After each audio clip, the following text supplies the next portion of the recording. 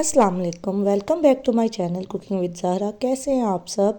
आज मैं एक बनाने जा रही हूँ फरमाइशी मीठा, जो कि मेरी अम्मा जान ने मुझसे की थी कि सर्दियाँ गुजर गई और तुमने हमें गजरेला बनाकर नहीं खिलाया। तो मैंने कहा ऐसी कौन सी बात है, तो बना लेते हैं गजरेला और साथ शेयर करते हैं अपने व्यूवर्स के साथ।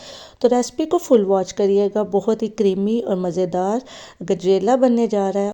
रेसिपी बहुत ही आसान और मज़ेदार है, लेकिन सीक्रेट है इसमें, तो आपने कहीं नहीं जाना, रेसिपी को फुल वॉच करना है। यहाँ मैंने 2 टेबल स्पून देसी घी लेकर उसको मेल्ट कर लिया और उसमें 2 इलाचियाँ डालकर हल्का सा फ्राई कर लूँगी। इलाचियों की खुशबू गजरेले में बहुत अच्छी लगती है, हर मीठे की शान होती है। और यहाँ मैंने आधा किलो गाजरें लेकर उसको कद्दूकस कर लिया था। गाजरों को कद्दूकस करने से पहले धो लीजिए ताकि बाद में उन्हें धोना ना पड़े। और इसको हल्का सा घी में फ्राई कर लेते हैं, क्योंकि फ्राई करना बहुत ज़रूरी है। इससे क्या होता है, गाजरों की मखसूस एक खुशबू और स्मेल कह लें, वो ख़त्म हो जाती है। यहाँ गाजरें सोते हो गई हैं अच्छे से। अब इसमें मैंने 2 गड़वी मतलब 2.5 लीटर जो है वो दूध डाला था।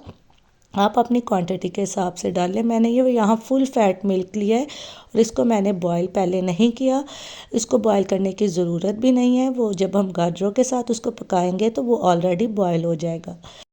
खीर बना रहे हूँ गाजर की या सादी, तो उसमें चावल ना ऐड करें, ऐसा हो नहीं सकता। यहाँ मैंने 1 कप चावल लेके उसको भिगो दिया था और हाथों की मदद से अच्छे से मसल दिया है, ताकि हमें ज़्यादा गोटा ना लगाना पड़े और अपनी बाजू को ज़्यादा थकाना ना पड़े। तो उसको पानी के समेत ही डाल देंगे, क्योंकि पानी इसलिए डालना ज़रूरी है कि जब दूध पक रहा होगा तो वो नीचे लगेगा नहीं, वो पहले पानी ड्राई होगा, फिर दूध को आहिस्ता आहिस्ता गाढ़ापन आएगा, जिससे चावल और जो है गाजरें हमारी अच्छे से नरम हो जाएंगी। यहाँ दूध देखिए आप, थोड़ी सी थिकनेस आ गई है, चावल और गाजरें बहुत अच्छे से फूल भी गई हैं।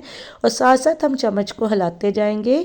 आप आंच इधर जो है धीमी रखें। गजरेला बनाते हुए आपकी आंच जो है धीमी होनी चाहिए और वक्तन फ़वक्तन आप इसमें चम्मच हिलाती जाएं।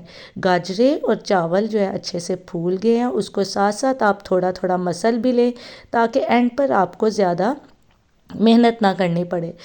इसको मिक्स करते जाएं। चीनी अभी आपने इस स्टेप पे नहीं डालनी, चीनी हम डालेंगे जब थोड़ा सा हमारा गजरेला और गाढ़ा हो जाएगा। यहाँ गजरेला गाढ़ा हो रहा है और हम उसमें डालेंगे 1/2 कप चीनी। आप अपने मीठे के हिसाब से रखिएगा। मुझे तो ज़्यादा मीठा पसंद नहीं है, तो इसलिए मैं थोड़ी लाइट ही चीनी रखती हूँ।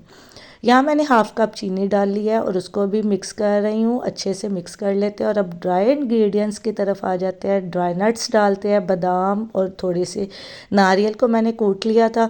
और यहाँ थिकनेस लेके आने के लिए और बहुत ही क्रीमी टच लेके आने के लिए मैंने जो है घर के 2 दिन की जो मलाई थी वो रख ली थी और उसको डाल दूंगी। फ्रेश मलाई मैंने डाली है। अगर आपके पास फ्रेश मलाई अवेलेबल नहीं है तो आप टेट्रा पैक की मलाई भी डाल सकते हैं।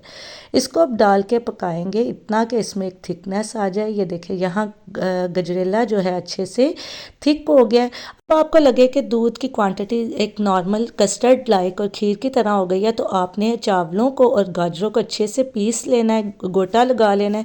मतलब किसी भी बड़े स्पून से आप इसको पीस लेते जाए। मैंने यहाँ ज़मीन पे रख कर उसको अच्छे खासा गोटा लगाया, उसको मैश किया, ताकि चावल जो है मुंह में ना आए। और ये एक उसकी देखे परफेक्ट लुक जो है वो आ गई।